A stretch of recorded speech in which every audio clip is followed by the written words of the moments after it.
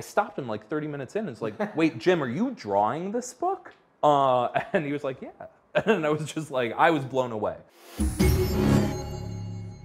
Let's shift gears now. You have another project coming up in December, Immortal Men, and you're working with Jim Lee on it.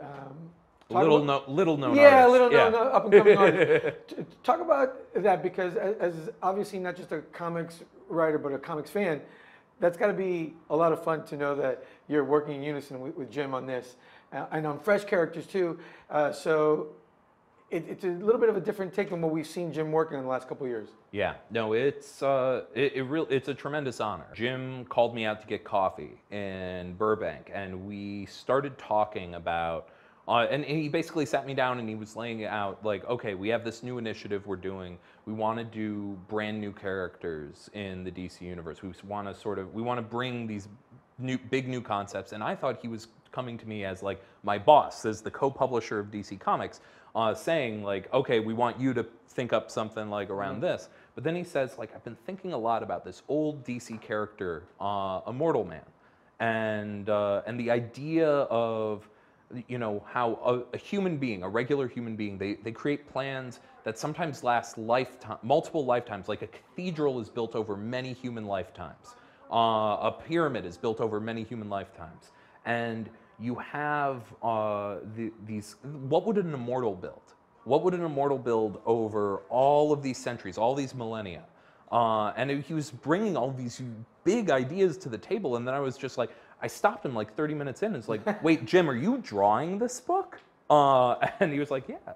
And I was just like, I was blown away. There's a picture of me like in high school. I had like the Jim Lee Batman and Jim Lee Superman posters on my wall. Like this is like, this is one of the greatest artists in the medium, and I get to not only work with him, but to create an entire new corner of the DC universe. We have this whole secret history of the DC universe, secret heroes and secret villains, fighting a secret war that the heroes who have only been around for, you know, just the modern era, like they're unaware of. This has been happening in the shadows, and all of it's gonna come spilling into the modern DC universe. Be honest.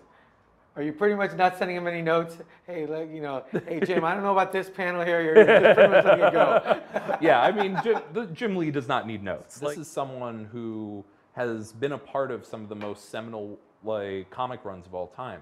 So I'm playing more with the plot style. Jim is the one who actually paces out the story and really directs the story. So it's giving him all of the crazy stuff in my head and just letting it out on the page, and then Jim's taking that and throwing his own crazy stuff in there, and then we're working it all together. I didn't expect to take so fully to the plot style of writing, but it's been one of my favorite discoveries this year in terms of my writing and what it allows. And you know, I don't need to lay out a fight scene because an artist knows how to do that better than me, and the result is cooler.